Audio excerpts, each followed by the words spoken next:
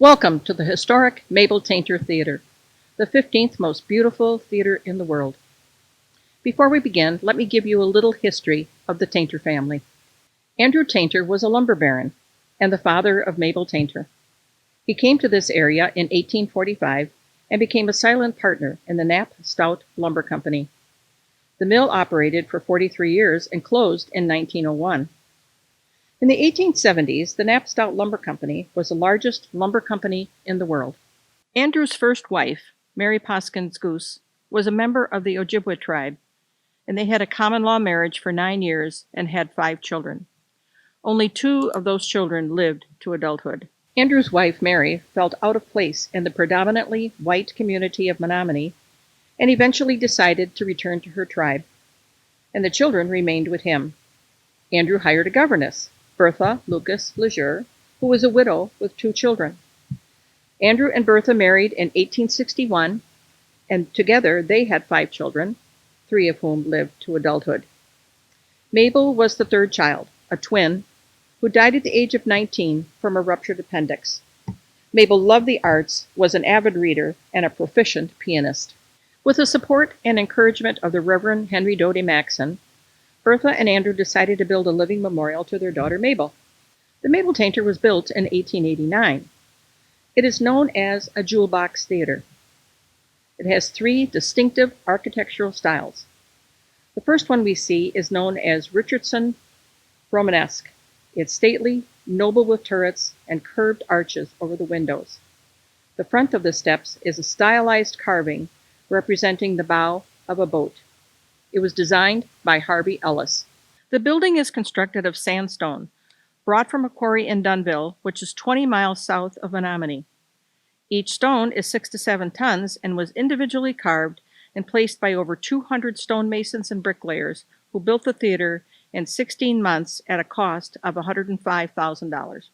The main archway is 13 individually hand-carved pieces of sandstone with an elaborate, intricate leaf pattern along with the name of the theater and the year it was built. As we enter into the main entrance, we see the exquisite chandelier. It was originally oxidized silver with opalescent glass. A custodian was tired of polishing the silver, so he spray painted it blue. And as part of the 1959 restoration, it was sent to the Twin Cities and brass plated and sealed. The ceiling is hand stenciled in a design called Luna Christa, meaning of the moon. The wood is quarter sawn oak. The windows on each side of the door are lead crystal and rose quartz, which were created by Tiffany Glass. The life-size portrait of Mabel was painted by William Cogswell, and is called a death portrait, as it was painted 3 years after Mabel's death, with her sister Fanny standing in as the model for the body. Mabel's face was added using the photograph in the Blue Room. Overall, the portrait is 7 foot by 10 foot, and the frame is gold leaf, hand-carved oak. After it was cleaned, it took 6 people to lift it back on the wall. The Stacks Room was actually designed to be fireproof to protect the 3,000 library books that the Tainters donated to get the library started. Note the heavy steel door with its filigree design on the edges. The fireplace is made of Mexican onyx. It was hand-cut and polished in Mexico, transported here and assembled. No 2 pieces are alike. Above the fireplace is the original incandescent lighting that Edison invented. They are different sizes because they are hand-blown glass bulbs. The walls, ceiling beams, and large round table are made of Honduran mahogany. The floors are Italian marble. The light fixture over the table is original, with the top globes gas and the lower globes electric. First electric lights in Menominee were installed at the Knapp Stout Company lumber mill in 1883. There is a large radiator in the center of the table. Doors are of quarter sawn oak with detailed hinges and doorknobs. The portrait is of Ruth and Mabel Tainter and was painted by William McMasters. Ruth is pictured in the rose-colored dress. She died of smallpox at the age of 8 shortly after the painting was completed.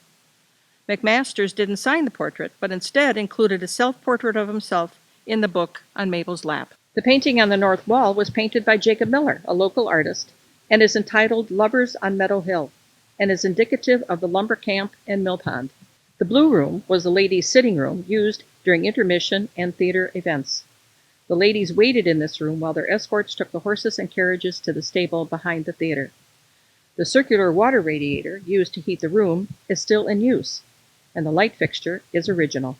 The three portraits are of Andrew and Bertha's children that lived to adulthood: Louis, the oldest, Fanny, the youngest, and Mabel. When Andrew died, he lay in state in this room. Andrew was a very powerful man, and all the schools in Dunn County were closed so that all the school children could come and pay their last respects. Originally, the walls were all hand-stenciled in fresco, meaning that the stencil was laid into the fresh plaster to create more texture. The original paint for the stencil was calcimine paint with egg white and dry pigments added. The restoration was done in oils to ensure permanence and make cleaning easier. There is not one stitch of wallpaper in the building. The stencils came off. The restoration was done in oils to ensure permanence and making cleaning easier. There is not one stitch of wallpaper in the building.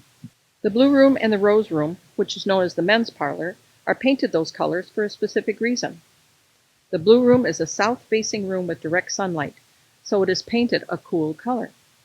The rose room is a north-facing room without much direct sunlight, so it is painted a warmer color. The memorial windows give the birth and death dates of Andrew and Bertha Tainter. These windows were designed by William Nash, who worked for Tiffany Glass at one time. There are interesting colors, designs, and textures in the windows. As you enter the theater, you move into the third style of architecture, influenced by the Moorish design found in Spanish culture, incorporating the eight-pointed star, fretwork, medallions, and archways. All the wood in the theater is hand-carved white pine from local forests. The opera seats are the originals, and they recline. Originally, there were 4 different sizes: small, medium, large, and extra large, and you bought your seat for $100. They were designed so that the aisles could remain straight as the seats span out. The theater was also the Unitarian Church, so the seats had hymnal racks on the back of the seats as well as a rack for hats under the seats. The Tainters sat in the upper left box seat. The Reverend Henry Doty Maxson sat in the upper right box seat. Their relatives and friends were seated in the other boxes.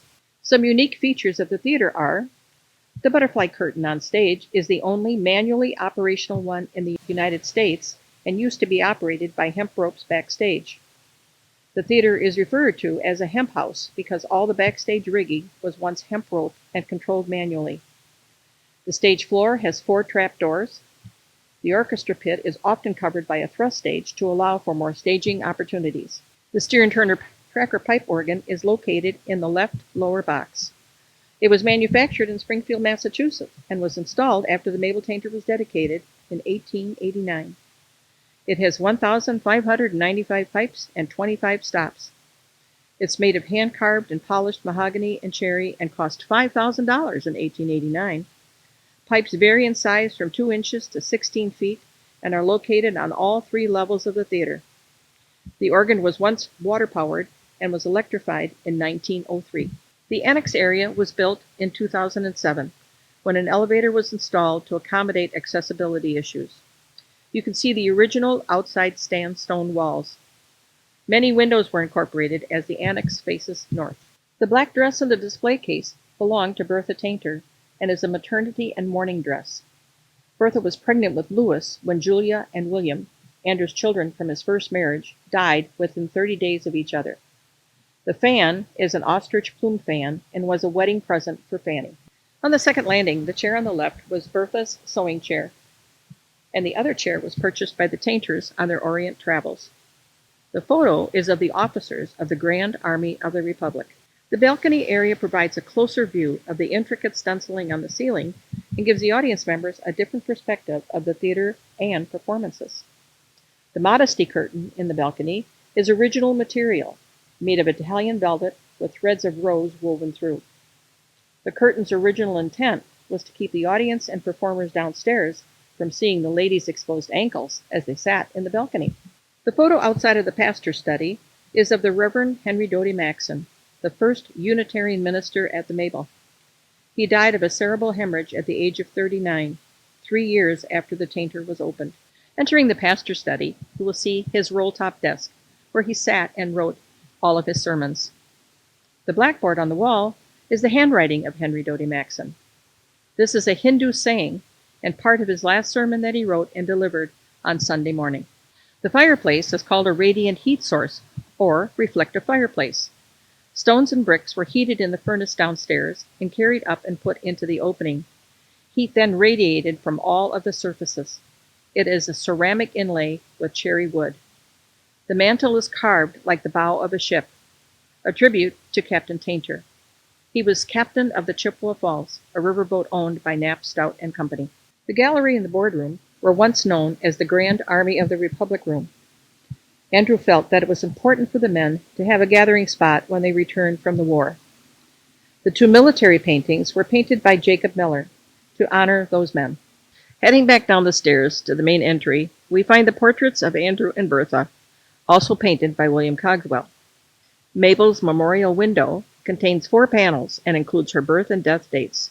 This window was created by Tiffany Glass. Heading down the stairs to the lower level, we see portraits of Lincoln and Grant that were painted by William Cogswell. He also painted a matching pair that currently hang in the White House in Washington, D.C.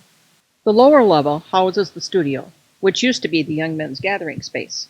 It can be used for community art classes, displays, and is a warm-up area for the Menominee Theater Guild performances. The theater hosts national and regional performers, including the Menominee Theater Guild and their 4 productions each year.